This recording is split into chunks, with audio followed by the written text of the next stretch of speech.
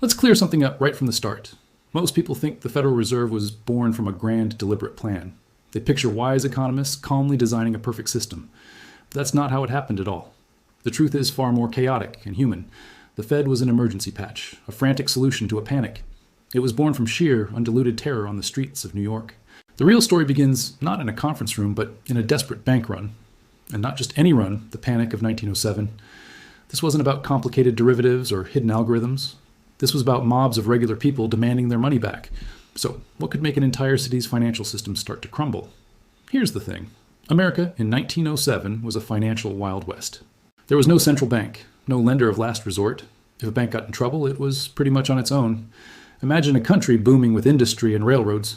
Money was flowing, but the rules were flexible.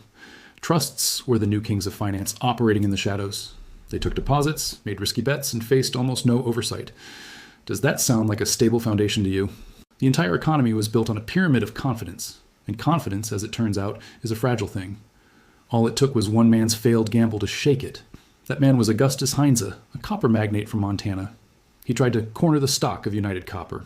A corner means buying up almost every available share to squeeze other investors. He bet everything, convinced the price would skyrocket.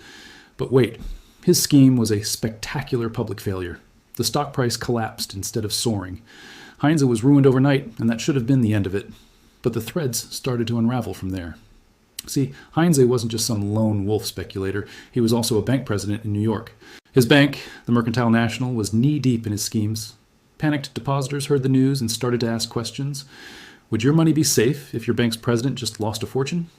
They formed lines outside the Mercantile National, wanting their cash. A bank run had begun. Now, this was contained to one institution at first. The Clearinghouse, a group of big banks, stepped in to help. They shored up Mercantile National and forced Heinze to resign. Crisis averted, right? Not even close. Here's the thing. The real damage was already done. The public's nerve was shattered. Trust was broken. People started looking sideways at every bank connected to speculators. And in that world, connections were everywhere. The spotlight swung to a far more powerful figure, Charles T. Barney. He was the president of the Knickerbocker Trust Company. The Knickerbocker was massive, the third largest trust in New York. And Barney was known to be friends with Heinze. That association, true or not, was a death sentence. But wait, why were trusts so vulnerable to this kind of rumor? Trusts were the cool, new, unregulated banks for the wealthy and middle class. They couldn't technically call themselves banks, but they acted just like them. They offered interest on deposits and made risky loans for stock market bets. Here's the kicker. They kept far less cash on hand than traditional banks. So a line of scared customers was their worst nightmare. When the whispers about Charles T. Barney and the Knickerbocker started, the smart money got nervous. The very next day, a run began on the Knickerbocker Trust.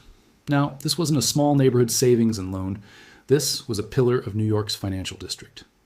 Could a single pillar bring the whole temple down? The president of the Knickerbocker did the only thing he could think of. He appealed to the big national banks for a loan to meet the depositors' demands. He needed millions, and he needed them that afternoon. But the head of the most powerful bank, J.P. Morgan's National Bank of New York, said no. J. Pierpont Morgan wasn't a government official. He was a private banker, arguably the most powerful man in American finance, and he had decided the Knickerbocker was beyond saving.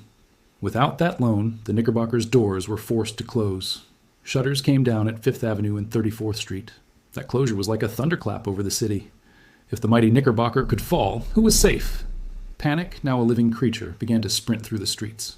Runs erupted simultaneously on almost every other trust company. Lines of people stretched for blocks, their faces etched with fear. They wanted their life savings out before the windows were shuttered for good. Tellers counted out gold and cash until their vaults were literally empty. But wait, where was the government in all this? President Theodore Roosevelt was traveling. Initially dismissive of the crisis, the Secretary of the Treasury had limited funds and even less authority.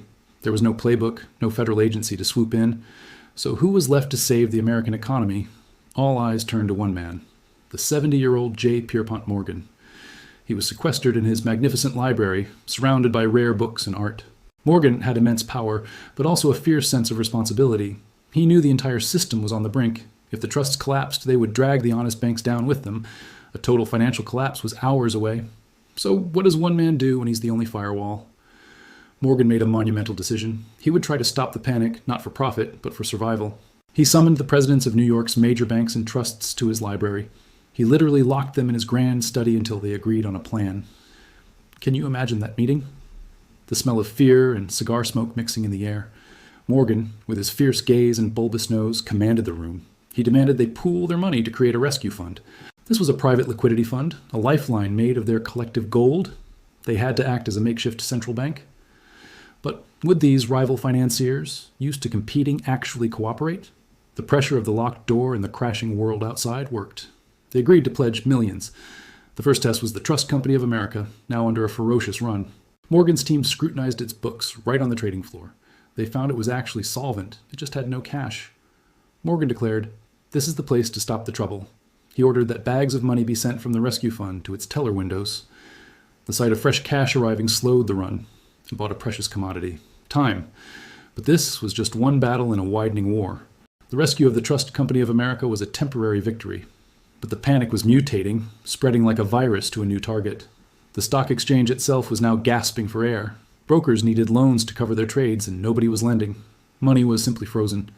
Without liquidity, the New York Stock Exchange faced an unthinkable fate. It would have to close its doors, perhaps for months. A closed exchange would signal America was bankrupt. So how do you unfreeze a frozen market? Morgan gathered the bank presidents again. He learned the exchange needed $25 million in minutes to stay afloat. The clock was ticking toward a 3 p.m. deadline. Morgan sent scouts into the frantic exchange floor to get pledges from brokers. He needed to know who needed what, and fast. But wait, where would the $25 million come from? The city's banks were already stretched thin supporting the trusts. Morgan turned to the one deep pocket left, the federal government itself. He called the Secretary of the Treasury, George B. Cortelyou. Cortelyou had already deposited millions in New York banks to help. This time, Morgan didn't ask for a deposit. He demanded the Secretary release a staggering $35 million in government funds directly to the banks. And he needed a promise that this money would be loaned to the stock exchange. It was an audacious request from a private citizen. Yet the government, powerless on its own, agreed. The money flowed in. With literally minutes to spare, Morgan assembled the exchange presidents in his office. He announced the money was secured and the exchange would not close. The news was rushed to the trading floor, sparking a ragged cheer. Another disaster was narrowly averted, but the strain was taking a toll. Morgan, an old man, was working around the clock, surviving on cigars and milquetoast. The system was being held together by his will and his reputation. Here's the thing, that was the core of the problem.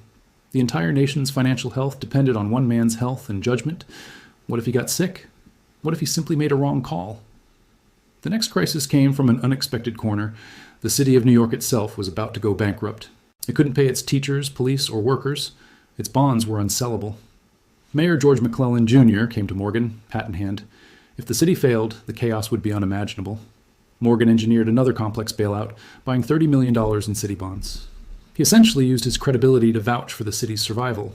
But with every rescue, the same haunting question returned. Is this really how a modern country should function? Relying on a private banker to decide who lives and who dies? The climax came with the looming collapse of a major brokerage, Moore and Schley. They were drowning in debt, using the stock of the Tennessee Coal, Iron, and Railroad Company as collateral.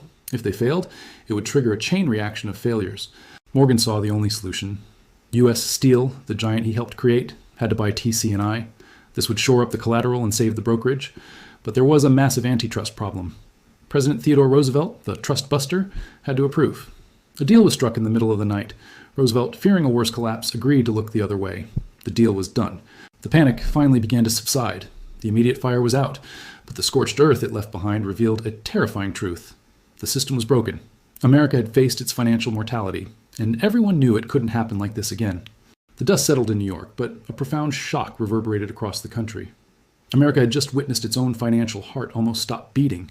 And it was saved not by a law or an institution, but by a man, a wealthy, powerful, and frankly, aging man. So what happens when your national safety net is a single human being? The nation's leaders, economists, and bankers all reached the same terrifying conclusion.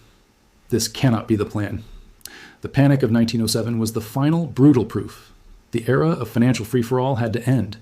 Here's the thing, J.P. Morgan himself agreed. Even he knew this was no way to run a modern economy. The call for reform became a deafening chorus. But what shape would it take? Europe had central banks for centuries. Would America, stubbornly independent, finally follow suit? The answer wasn't immediate or simple. Political fights over power, control, and ideology raged for years. Should the new bank be private, public, or something in between? Who would oversee it? Wall Street or Washington? The debate was fierce and deeply political. But the memory of those lines outside the Knickerbocker Trust was a powerful motivator. In 1908, Congress passed the Aldrich-Vreeland Act as a temporary fix. It allowed banks to issue emergency currency during crises, but everyone knew it was just a Band-Aid. The real work was handed to Senator Nelson Aldrich. He led a secret mission to Jekyll Island, Georgia, in 1910. Gathered there were the nation's top bankers and a Treasury official. They disguised themselves as a duck hunting party. Their goal was to secretly draft a blueprint for a central banking system. Can you believe that? The Fed's blueprint was born in a secret private meeting. For days, they argued and designed in absolute secrecy. What they crafted was a compromise. It wouldn't be a single bank like in Europe or a government-owned entity. Their plan called for a network of regional reserve banks. This was meant to balance power across the country. But wait, would the public ever accept a plan forged in secrecy by bankers? It took political genius and a presidential election to make it happen. President Woodrow Wilson, elected in 1912, took up the cause. He pushed for more government control in the final design. The Federal Reserve Act was signed into law on December 23, 1913. It created the Federal Reserve System we know today, a central bank with a public mandate, but with private member banks. It was designed to be the lender of last resort. Its job was to manage the money supply and prevent panics. No more relying on one man's library or his sense of duty. So, did it work? Well, it created a new set of tools and a new sense of stability. But it wasn't a magic cure. The Fed would face its own ultimate test in the Great Depression. And economists still debate its actions to this day. But the core purpose remains the one forged in the fire of 1907, to provide elasticity in a crisis, to be the calm in the storm. The panic of 1907 forced America to grow up financially. It was the traumatic birth of our modern financial system, a system born not from theory, but from sheer, palpable fear on a New York street. And that's the real money behind America's central bank.